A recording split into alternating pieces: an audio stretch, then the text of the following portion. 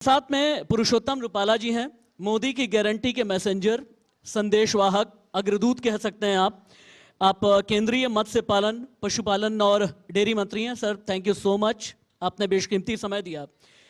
मुझे लगा कि पुरुषोत्तम जी से जब मैं पहला सवाल करूं तो एक किसान के तौर पर, एक अध्यापक के तौर पर, एक प्रिंसिपल के तौर पर, एक राजनेता के तौर पर कहां से शुरू किया जाए? सर, आप ही परमिशन दें, कहां से शुरू करें? एज यू विश, आपको जो भी पसंद हो वहीं से शुरू करो। आपके दर्शकों को मेरा राम राम, और अभी आप कहे वहीं से शुरू करें। शुरू कर लेते हैं सर आपकी मिनिस्ट्री से, क्योंकि आपकी मिनिस्ट्री में एक विजन है।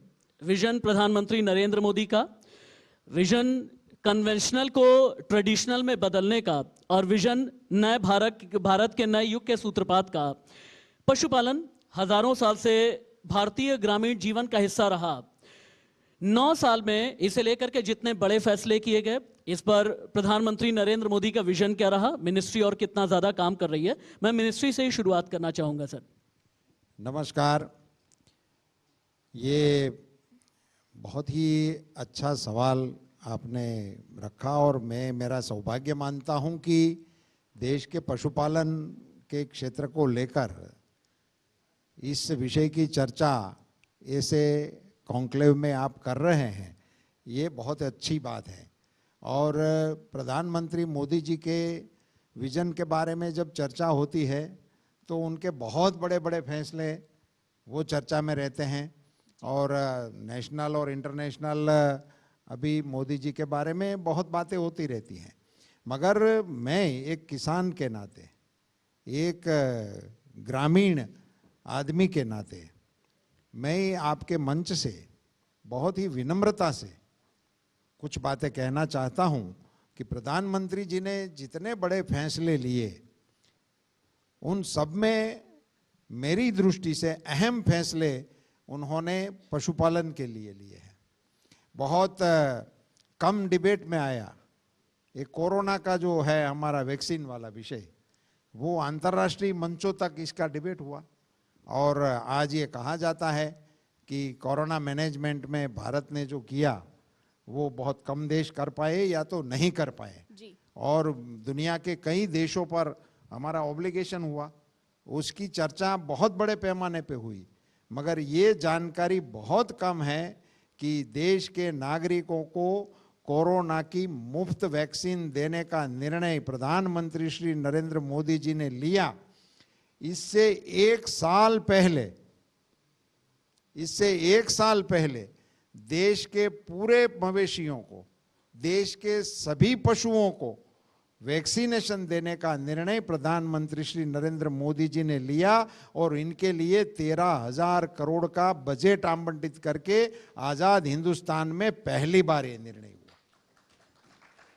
और आज मुझे पशुपालन मंत्री के नाते बताते हुए गर्व हो रहा है कि आज पूरे देश के सभी प्रांतों के साथ मिलकर हम इस वैक्सीनेशन के ड्राइव को बड़े पैमाने पे ले रहे हैं, और पूरे भारत के पशुपालन क्षेत्र में इस प्रकार के इनके हेल्थ को लेकर ये बहुत बड़ा फैसला भारत सरकार के द्वारा लिया गया है। और आज सभी प्रांतों में ये वैक्सीनेशन का बहुत अच्छा ड्राइव चल रहा है, और इसके चलते पशुपालकों के पशुओं की हेल्थ पे बहुत बड़ा असर हो रहा है। और ये आपके ऑडियंस के लिए मैं ये बताना चाहूँगा कि इसके पीछे मोदी जी का विज़न क्या था। ये सिर्फ पशुओं की हेल्थ का और पशुपालकों की आय का मुद्दा नहीं है। हमारे प्रोडक्ट जो हमें दुनिया में मार्केट करना होता है, तो वहाँ ये बिंदु उठते हैं कि यहाँ आपके यहाँ कुछ डिसीज़ है, तो इसके चलते वो हम इंपोर्ट एक्सपोर्ट नहीं कर सकते। सो हमारे इन प्रोडक्टों को एक्सपोर्ट करने में ये जो बाधा आ रही थी, सो पहले ये FMD वगैरह जो मुंह पका खुर पका ऐसा करके इसका देशी नाम वो है, तो वो उसको ठीक करने के इलाज चल रहे थे। अब ये डिसीजन वैक्सीनेशन का सर्वव्यापी डिसीजन लेने के वजह से, और उनका पूरा खर्चा भारत सरकार की ओर जाने का निर्णय करने के कारण अब उस रोग को इस देश से खत्म करने का प्लान चल रहा है, जो हमारे देश इस रोग से मुक्त हो सके उसी दिशा में ये काम हो रहा है। तो एक बहुत बड़ी बदलाव एनिमल हस्बेंड्री में पशुपालकों के रखरखाव के लिए लिया गया है।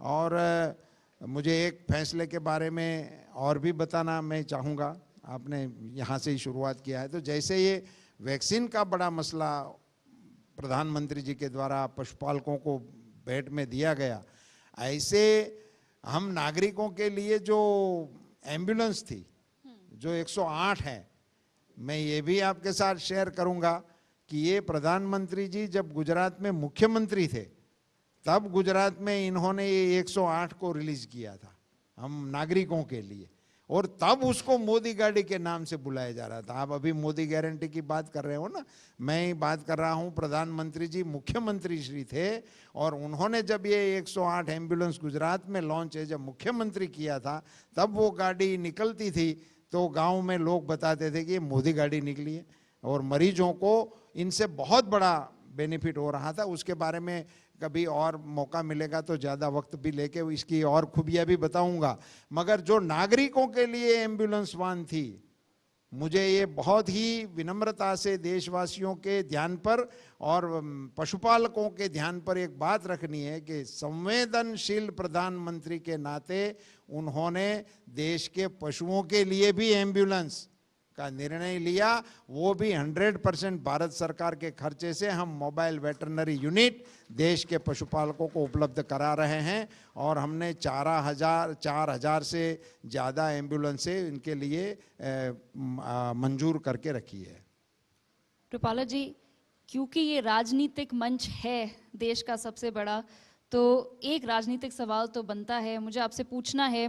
हाल ही में डीएमके के एमपी ने पार्लियामेंट में खड़े होकर ये कहा कि बीजेपी तो गौमूत्र राज्यों में जीती है इलेक्शन। मुझे आपसे ये जानना है कि जो भी गौ माता हमें देती हैं, दूध, गौमूत्र, गोबर, इन सब चीज़ों को हम आज भी किसी वैज्ञानिक नज़रिए से क्यों नहीं देख पा रहे, क्यों नहीं अपना पा रहे? और क्या एनिमल हस्बेंड्री डिपार्टमेंट कुछ कर रहा है ताकि देश का जो युवा है वो समझे कि हमारे जो पूर्वज थे, हमारे जो एंसेस्टर्स थे, वो तो इन सब चीज़ों में बहुत विश्वास रखते थे, बहुत वैज्ञानिक तौर से इन्हें देखते थे, पर देश का युवा भी वो सोच लाए। ये इस पे हम कुछ किया जा रहा है क्या, कोई काम?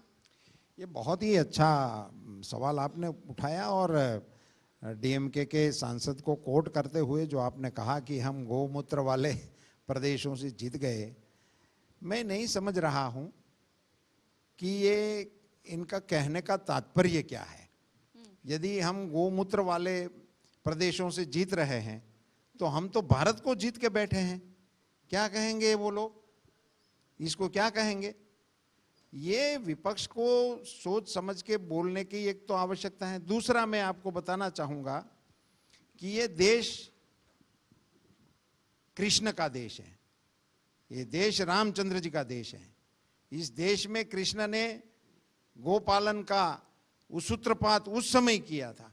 उन्होंने कहा था सर्वधर्मम परित्यज्य मामेकम शरणम व्रज की जो घोषणा उन्होंने की है, वो मैं मानता हूं कि गोपालन के रूप में उन्होंने कही थी कि आप गोपालन करेंगे तो आपका क्षेम कुशल मैं वहन करूंगा। इतनी बड़ी जिस देश की अपनी धारणा हो, उसके खिलाफ बोलने का आपका मत हो सकता है कि आप इसको मानते हैं नहीं मानते, उसी अलग चीज होती है। मगर इस देश में गाय को लेकर क्या मान्यताएं थी, अब मैं आपको बताऊंगा कि हमारे देश का अर्थतंत्र जो था वो गोधन के आधारित माना जाता था। गोधन गजधन बाजीधन सबे रतन धन खान, जब आवे संतोष धन सब धन धुरी समान। ये हमारे प्राचीनतम जो उक्तियां हैं उसमें ये कहा गया था कि हमारे धनों में सबसे पहले गोधन को रखा गया था, गजधन भी उसके बाद रखा था, जो आम आदमी नहीं रख सकता है। राजा महाराजा रख सकता है, या तो कोई बहुत बड़े गादी वाले महंत रख सकते हैं, और तो कोई गज नहीं रख सकते हैं। मगर वो गजधन भी गोधन के बाद आता था। और मैं तो ये भी कहूँगा कि हमारे शास्त्रों पुराणों में और पुरानी जो हमारी परंपरा है उसमें ये माना गया है कि गोधन के आधार पर उनको राजा का भी टाइटल मिलता था।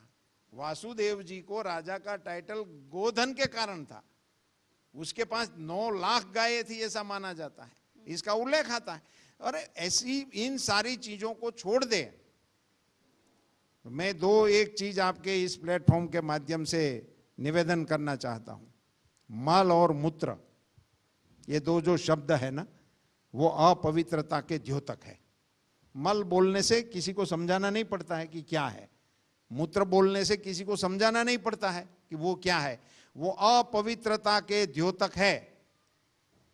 ये पूरी सृष्टि में जितने भी जीव है, इसमें से किसी के नीचे 3 अंडरलाइन कर सकते हो आप।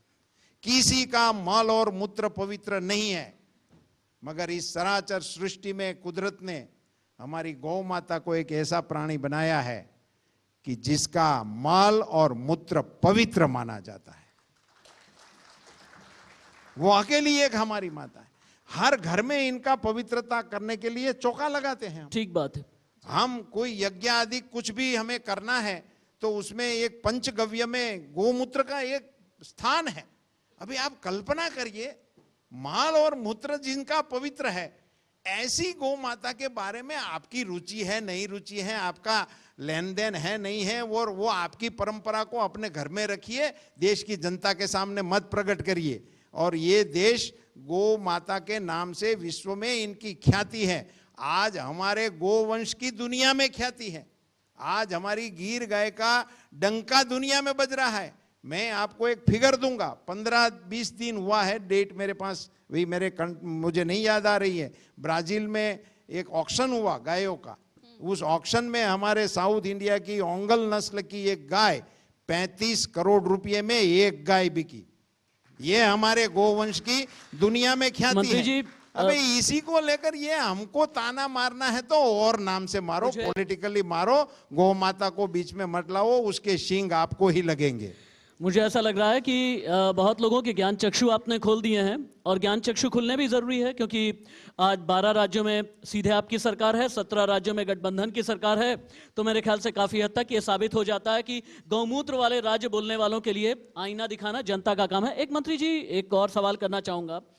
देविका जिस नैरेटिव पे लेकर के गई हैं, मैं सवाल को वहीं से एक कदम और आगे बढ़ाऊंगा। देविका ने सेंथिल कुमार का जिक्र किया, गौमूत्र वाले राज्य का जिक्र किया। यहां पर तो सनातन के बड़े शत्रु हैं, उदयनिधि स्टालिन हैं, स्वामी प्रसाद मौर्य जैसे, मैं नाम लेकर के बोल रहा हूं, मैं डिप्लोमेटिक होता ही नहीं। बिहार में चंद्रशेखर जैसे हैं। सनातन के इन शत्रुओं ने एक तथाकथित मंच बनाया। एक मंच तो यहां पर है, लेकिन एक मंच उनका है, जिस मंच का नाम इन्होंने दिया इंडिया गठबंधन। कहीं का ईट कहीं का रोड़ा, भानुमति ने कुनबा जोड़ा, वो भी पूरी तरह जुड़ नहीं पा रहा है। सनातन के शत्रुओं को, इंडिया गठबंधन वालों को प्रधानमंत्री नरेंद्र मोदी के गारंटी के मैसेंजर का जवाब क्या है? देखो, हमारा तो पहले दिन से, जब से मोदी जी ने अपना पॉलिटिकल कैरियर शुरू किया और उन्होंने राज्य सरकार के मुख्यमंत्री के तौर पर जब काम करना शुरू किया, तभी से उनका एक ही सूत्र रहा है, परफॉर्मेंस का पॉलिटिक्स करो। आप जो कहते हो उसको करके दिखाओ, और जो कर रहे हो वो लोगों को बता के उन्हीं के आधार पर वोट इकट्ठा करो। इसको उन्होंने नाम दिया है डेवलपमेंट का राजनीति, विकास की राजनीति। वो सारे सवालों के एक ही जवाब देते हैं कि सभी समस्याओं का एक ही हल है, और वो है विकास की राजनीति। और वो करके उन्होंने दिखाने का प्रयास भी किया। और मैं तो इसके कई उदाहरण दे सकता हूं राज्य के मुख्यमंत्री के तौर पर, और जैसे मैंने मेरे विभाग के तौर पर आपको जो बताया, ये 75 साल आज़ादी के हो जाने के बाद इस देश के पशुओं के लिए एम्बुलेंस निकालना, इस देश के पशुओं के लिए वैक्सीन निकालना, ये तो प्रधानमंत्री मोदी जी के विजन से निकल रहा है। और ये अब वहाँ दूर दराज, मैं आपको बताऊं, मैं बॉर्डर विलेज में गया था, तो वहाँ जहाँ डेवलपमेंट के कोई चीज़ें की वहाँ चर्चा नहीं हो रही है, वहाँ भी ये हमारा वैक्सीनेशन का काम चल रहा है, वहाँ हमारी एम्बुलेंस जा रही है। मैंने मोदी जी को आकर बताया था कि जहाँ पहुँचने में हमें हवाई जहाज़ से भी दिक्कत हो रही है, बाय ट्रेन जाना बहुत दुष्कर हो रहा है, बाय रोड जाने का तो सोच भी नहीं सकते हैं। ऐसे दुर्गम स्थानों पर जहां हमारा जाना दुष्कर है, वहां आपकी योजनाएं पहुंच गई है। तो ये एक बहुत बड़ी उनकी काम करने की पद्धति है और वही उनका मैसेज है और वही उनका जवाब है इन सब लोगों का, कि आप सिर्फ बातें बताते रहते हो, कुछ भी एलिगेशन करते रहते हो, किसी भी भाषा का भी प्रयोग कर रहे हो। जिनको आज विश्व में एक मान्य नेता के रूप में दुनिया देख रही हो, अमेरिका के राष्ट्रपति जिनके साथ बहुत ही सौजन्यपूर्ण बातचीत करते हैं, रशिया के राष्ट्रपति जिनको आदर सम्मान दे रहे हैं, विश्व के युद्ध के मैदान के अंदर जहां से भारत के बच्चों को निकालना होता है, वहां हमारे प्रधानमंत्री के कहने पर बंदूकें नीचे हो जाती हैं और हमारे बच्चे तिरंगे लेकर युद्ध भूमि से बाहर आ रहे हैं। ऐसे नेता के बारे में आप कुछ भी बोलते रहोगे, कुछ भी कहते रहोगे। मैं तो ये मानता हूं कि ऐसी चीजों का तो सार्वत्रिक सम्मान होना चाहिए। ये अकेले मोदी जी का सम्मान नहीं है, ये भारत का सम्मान है, देश का सम्मान है। रूपाला जी, समय कम है तो कुछ आखिरी सवाल हम लेना चाहेंगे। अभी थोड़ी देर पहले अखिलेश यादव जी भी थे इसी मंच पे और वो ये कह के गए कि जो विपक्ष का गठबंधन है उसमें अभी कोई लीडर नहीं है, पर लीडर्स की चॉइस बहुत है।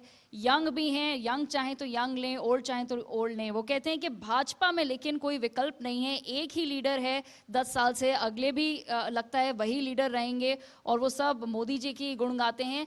पर मोदी जी के बाद कौन, ये किसी को नहीं पता। इसका आप क्या कहेंगे? एक तो मोदी जी के बाद क्या होगा उसकी चर्चा मोदी जी के बाद करेंगे, तब तक इंतजार करो। अब रही बात इन लोगों की, मुझे तो ये समझ में नहीं आ रहा है कि उनको ये कहना पड़ता है कि हमारे पास चॉइस बहुत है। ये कोई कपड़े की चीज है कि इसमें चॉइस होता है कि ये कॉटन का लेगा, टेरिकॉटन का लेगा, ऐसा लेगा। नेताओं में चॉइस नहीं होती है, नेता बनना पड़ता है, नेता प्रोड्यूस करना पड़ता है। नेता ऐसे कहीं चॉइस करके वो उसमें एडवर्टाइज देके आप खड़े कर सकते हो कि भाई चलो हमें नेशनल लेवल के लीडर की आवश्यकता है, हमें स्टेट लेवल के लीडर की आवश्यकता है, आप फॉर्म डालो। ऐसे नहीं होता है। नेता अपने कर्मठता से, अपनी तपश्चर्या से, अपने कंट्रीब्यूशन से नेता बनते हैं। मोदी जी ने 40 साल अपनी जान खपा के और आज भी 20 घंटे काम करके उन्होंने अपना व्यक्तित्व हमारे देश में नहीं विश्व में एस्टैब्लिश किया है। और ऐसा अभी तक विश्व में कोई नेता नहीं है जो 20 साल तक स्टेट का हेड अनइंटरप्टेड जीता हो। इसको नेता बोलते हैं। अभी ढूंढो, आपके पास बहुत चयन है तो एक आध मॉडल को रजू करो। आजकल ढूंढना है, कभी दिल्ली में ढूंढते हैं, कभी महाराष्ट्र में ढूंढते हैं, कभी बिहार में ढूंढते हैं, बिहार वाले दिल्ली आते हैं, दिल्ली से फिर वापस बिहार जाते हैं, कहाँ चले जाते हैं पता नहीं चल रहा। एक और बात है मंत्री जी, प्रधानमंत्री नरेंद्र मोदी ने बड़ी सुंदर बात की है पिछले दिनों। प्रधानमंत्री ने कहा कि जाति की बात करने वाले सुन लें, पीएम नरेंद्र मोदी के लिए सिर्फ 4 जातियां हैं, महिला, युवा, गरीब और किसान। इन 4 के अलावा कोई जातियां नहीं हैं। वो इंडिया वाले ये कहते हैं कि भाई हम जाति आधारित जनगणना कराएंगे ताकि सभी को बराबर की हिस्सेदारी मिले। बिहार से आवाज़ उठी, आवाज़ यूपी तक गई, यूपी से कर्नाटक गई, दक्षिण भारत से फिर वापस से उत्तर भारत की तरफ आती है। पीएम कहते हैं मेरे लिए 4 जातियां, वो कहते हैं जाति आधारित जनगणना। वजन किसका दमदार है? वजन में कौन बाजी मारेगा 2024 में? क्योंकि इंडिया गठबंधन वालों को ये लगता है कि जाति आधारित जनगणना जो है वो 2024 के लिए एक मास्टर स्ट्रोक का काम करेगी। अभी उनको सपने देखने का है, वो सपने अपनी चॉइस के हो सकते हैं, दिन वाले या रात वाले। वो दिन में देखे, रात में देखे, जब भी देखना है वो उसके अपनी चॉइस के देखते रहते हैं। बाद में वो सपने को मार्केटिंग करने के लिए रोड पे आते हैं, तब कोई ग्राहक नहीं मिलता है तो दूसरा सपना बोलने के लिए चले जाते हैं। उसका कुछ होने वाला नहीं है। ये जो मोदी जी ने कहा है, मैं बड़ी विनम्रता से कहना चाहता हूँ, ये देश की आवश्यकता है। इस राष्ट्र को आवश्यकता क्या है? इस राष्ट्र को हम गुटों में बांटते रहेंगे। अब वो पहले वो हिंदू मुसलमान का हो गया, हिंदू ईसाई का हो गया, सिख ईसाई का हो गया, ये सब करते करते अब इस मोड़ पे आए हैं, अब इसको और भी नीचे ले जाना चाहते हैं। तो मोदी जी ने जो कहा है वो देश की आबादी को देखते हुए उन्होंने ये वर्ग इसलिए निश्चित किए हैं कि वो प्राइम है। उन्होंने कहा है कि महिला एक स्तंभ है, पूरे देश की महिला एक जाति है। वो फिर किस समाज संप्रदाय से हैं, किस राज्य से हैं, किस भाषा से हैं, कोई जरूरत नहीं है। भारत की सारी महिलाएं एक हैं और सारी महिलाओं के उत्कर्ष के लिए क्या होना चाहिए वो करने के लिए हमें आगे बढ़ना चाहिए। तो समझो कि मैं तो पिछले 3 स्तंभों के बारे में तो बोलता बोलूं, मगर अकेले इसी एक स्तंभ पे हम आगे बढ़ जाए तो आधा हिंदुस्तान अपने आप में खड़ा हो सकता है। 50% तो वही है। तो उसी के बारे में बात करना। दूसरा, हमारे युवा हैं, तो युवा जो है वो अभी प्रधानमंत्री जी का एक बहुत ही स्पष्ट एक दिशा है कि हमें 47 में आज़ादी का अमृत महोत्सव मनाने के समय पर हमें ये तय करना है कि देश हमारा विकसित हो। अब 47 में जब हम देश को विकसित करने का सपना देखकर उसकी संकल्पना लेकर देश को आगे बढ़ा रहे हैं, तो उस समय देश को चलाएंगे कौन? जो आज युवा है वो उस समय देश के चलाने वाले होंगे। तो उस युवाओं को हम उम्मीदों से भरे, उत्साह से भरे, उनको सशक्त करें और उनको राष्ट्र निर्माण की धारा में आगे बढ़ाए। तो ये तो देश की आवश्यकता है, राष्ट्र की जरूरत है। मैं मानता हूं इसी के जरिए ही देश विकसित बनने के लक्ष्य को हासिल कर सकता है। Rupala ji, a very big thank you from the ITV Network family to you, sir, for taking out your prestigious time to be a part of India News Munch. समय आई विश हमारे पास ज़्यादा होता, पर समय की कमी है, पर हमने कोशिश करी कि जितनी आपसे बात कर पाएं वो कर लें। और एक संदेश आपके जरिए हमें जरूर मिल गया कि अगर देश का नेता चुनना है तो कपड़े बदलने जैसा नहीं चुनना चाहिए।